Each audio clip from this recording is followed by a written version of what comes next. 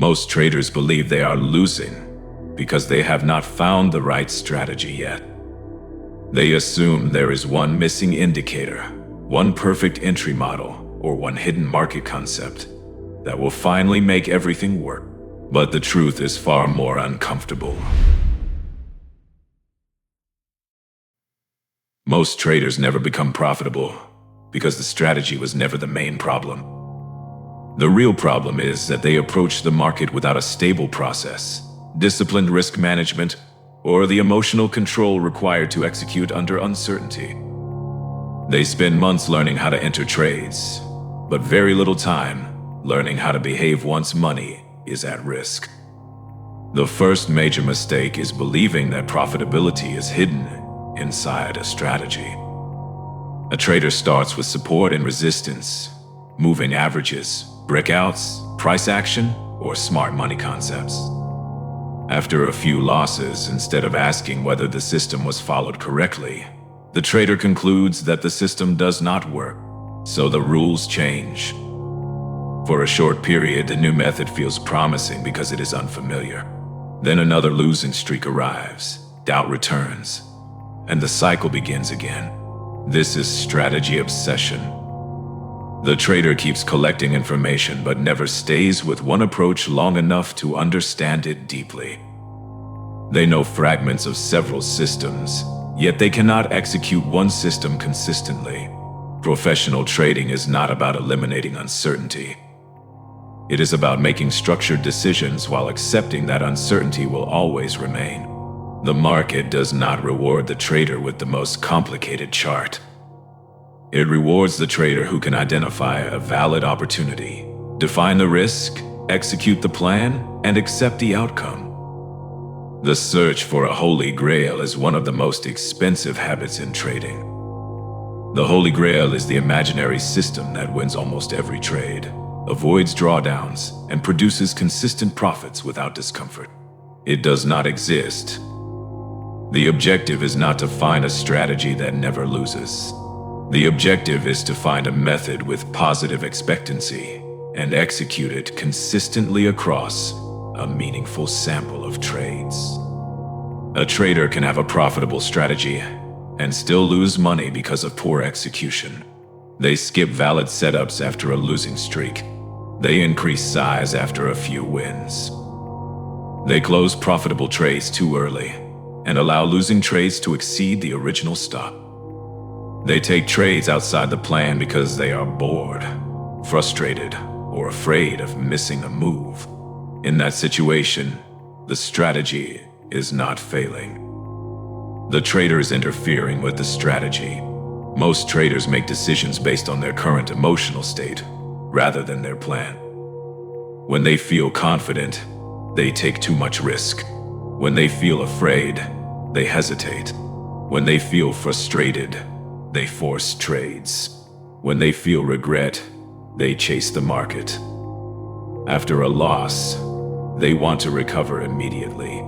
After a win, they become convinced they understand the market better than they actually do. That pressure causes traders to violate rules they already understand. They know they should respect the stop, but they move it. They know they should wait for confirmation, but they enter early. They know they have reached their daily loss limit, but they take another trade. The problem is not a lack of knowledge. The problem is the inability to apply that knowledge under pressure. Overtrading is one of the clearest examples. Most traders do not overtrade because there are too many valid opportunities. They overtrade because they are uncomfortable doing nothing. So standards begin to fall. A setup that would normally be rejected suddenly looks acceptable. Weak confirmation becomes good enough. Poor location becomes close enough. The trader is no longer responding to an opportunity. They are searching for permission to participate. That often creates a loss, which then creates frustration, and frustration can become revenge trading. Revenge trading begins when the objective is no longer correct execution. The objective becomes emotional recovery. The trader wants the market to return the money immediately, so position size increases, confirmation is ignored, or another trade is taken without a valid reason. But the market does not know what the trader lost. It does not care what they want to recover. When someone tries to force the market to solve an emotional problem, the result is usually another financial problem. A lack of patience causes similar damage. Movement is not the same as opportunity. Patience means allowing the market to reach the right area, confirm the idea, and provide acceptable risk. It also means accepting that some sessions will offer nothing. Retail traders often measure productivity by how many trades they take. Professionals measure productivity by the quality of their decisions. Sometimes the best trade of the day is no trade at all. Another reason traders remain unprofitable is that they focus on entries while neglecting risk management. Entries are exciting. Risk management is less exciting, but it determines survival. A mediocre entry with disciplined risk may be manageable. An excellent entry with reckless size can destroy an account. Before entering a trade, the trader should know exactly how much capital is at risk. The stop should be placed where the trade idea is objectively invalidated. Then position size should be adjusted to respect the predetermined risk. Many traders reverse that process. They choose a position size based on how much money they hope to make, then force the stop into a location that matches the loss they are willing to see. That creates stops that are too tight, positions that are too large, and decisions driven by financial expectations rather than market structure.